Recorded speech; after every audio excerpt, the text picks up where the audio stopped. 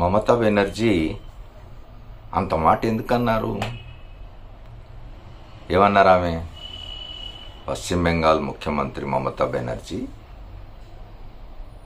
నిన్న మొన్నటిదాకా కాంగ్రెస్ నాయకత్వంలోని ఇండియా కూటమిలో ఉన్న మమత కాంగ్రెస్కు 40 సీట్ల కంటే రావు లోక్సభలో కొద్ది మాసాల్లో జరగబోతున్న ఎన్నికల్లో అని మాట అన్నారు. కాంగ్రెస్ నాయకత్వంలో ఓ కూటమిగా ఏర్పడి భారతీయ జనతా పార్టీ నాయకత్వంలోని ఎన్డీఏ ప్రభుత్వాన్ని కూలదోయాలని నిన్న మొన్నటిదాకా పథకాలు వేసిన వాళ్లలో తాను కూడా భాగమైన మమతా బెనర్జీ వాళ్ళ మాట మాట్లాడినారు. ఆమె కూటమిలో భాగస్వామిగా చేరడానికి వెళ్ళినప్పుడు కూడా ఆమెకి ఈ విషయం తెలుసు. ఎందుకంటే కాంగ్రెస్ పార్టీ ఇవాళ దేశంలో ఆ పార్టీకి ఉన్న బలం ఏమిటో, ఆ పార్టీకి ఉన్న బలహీనతలు ఏమిటో మమతా బెనర్జీ కంటే బాగా ఎవరికి తెలుస్తుంది? ఒకప్పుడు ఆమె కూడా కాంగ్రెస్ పార్టీలో భాగమే.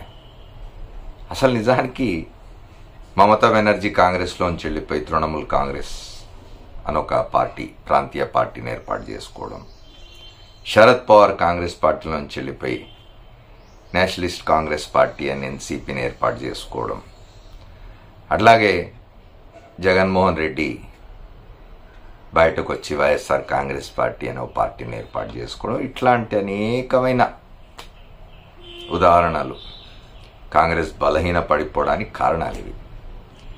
గతంలో మనం కొన్ని వీడియోల్లో చెప్పుకున్నట్టు ఇందిరాగాంధీ తర్వాత కాంగ్రెస్ పార్టీకి సరైన దిశానిర్దేశం చేసే రాజకీయ నాయకత్వం కొరవడుతున్నదని అర్థం అవుతున్నది మనకిక్కడ. దిశానిర్దేశం చేసే రాజకీయ నాయకత్వం కొరవడిన కారణంగానే కాంగ్రెస్ పార్టీలో ఆయా రాష్ట్రాల్లో కొంత ప్రభావితం చేయగలిగిన శక్తులు, లేదా ఆయా రాష్ట్రాల్లో వాళ్ళు లేకుంటే పార్టీ ఉనికి ప్రశ్నార్థకంగా మారే పరిస్థితులు ఉన్న నాయకులను కాంగ్రెస్ పార్టీ పోగొట్టుకున్నది. ఆ పోగొట్టుకోవడానికి కారణమే రాజకీయ దిశానిర్దేశం చేసే నాయకులు కాంగ్రెస్లో లేకపోవడం అనేది అర్థమవుతున్నది. అట్లా బయటికి వెళ్ళిపోయిన మమతా బెనర్జీ మళ్ళీ కాంగ్రెస్కు పశ్చిమ బెంగాల్లో అస్తిత్వం లేకుండా చేసినారు. అట్లా బయటికి వెళ్ళిపోయిన శరద్ పవార్ కూడా మహారాష్ట్రలో పెద్ద కాంగ్రెస్ ప్రభుత్వం మళ్ళీ బలంగా సొంతంగా నిలబడే పరిస్థితి లేకుండా చేసినారు. అట్లా బయటికి వెళ్ళిపోయిన జగన్మోహన్ రెడ్డి ఆంధ్రప్రదేశ్లో కాంగ్రెస్కు పూర్తిగా నూకలు చెల్లేట్టు చేసినారు. ఓ సామెత ఉన్నది, కంది చేనులో పోగొట్టుకొని పప్పటిక మీద వెతికినాడట. ఎవరో ఓ వస్తువు పోగొట్టుకున్నాడట ఓ ఆసామి. కంది చేనులో పోగొట్టుకున్నాడు. ఆయన పోగొట్టుకొని పప్పటిక మీద వెతుకుతున్నాడు. కాంగ్రెస్ పార్టీ పరిస్థితి కూడా అట్లానే ఉన్నది. జగన్మోహన్ రెడ్డితో పోగొట్టుకొని ఆంధ్రప్రదేశ్లో తన బలాన్ని ఇప్పుడు షర్మిల దగ్గర వెతుక్కుంటూ ఉన్నది. అన్ని రాష్ట్రాల్లో కాంగ్రెస్ పరిస్థితి అట్లానే ఉంది. అందుకే బహుశా మమతా బెనర్జీ ఈ మాట అని ఉంటారు, 40 స్థానాల కంటే రావని. ఆ మాట అనడానికి ఇంకో కారణం కూడా ఉన్నది. ఇవాళ దేశంలో కాంగ్రెస్ పార్టీ అధికారంలో ఉన్నది బహుశా 3 రాష్ట్రాల్లో: కర్ణాటక, తెలంగాణ, హిమాచల్ ప్రదేశ్. కర్ణాటకలో పరిస్థితి చూస్తూ ఉన్నాం.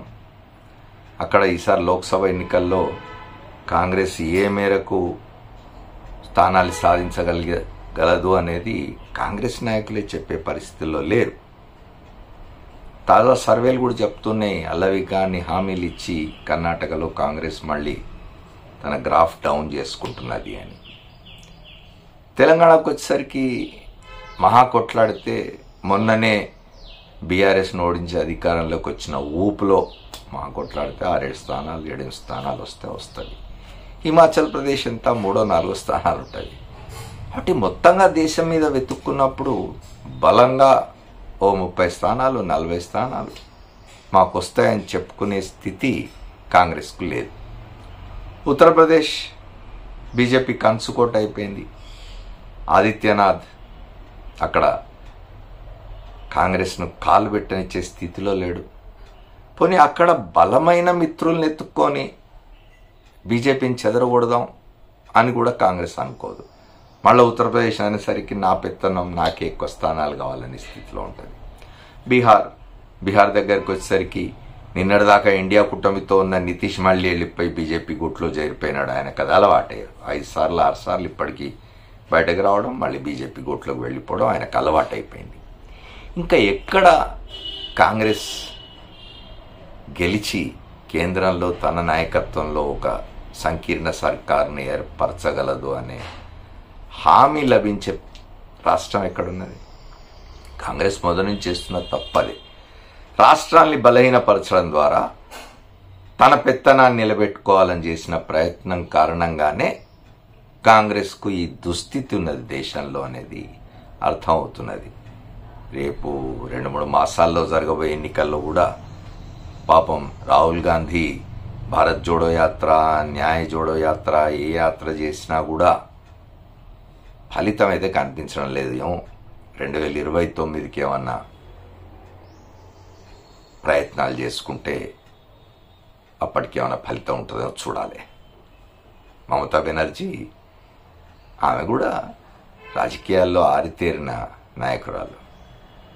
అన్ని గమనించి అన్ని విశ్లేషించి వివరాలు తెప్పించుకుని మాట్లాడుంటారు. Thank you. మళ్ళీ కలుద్దాం.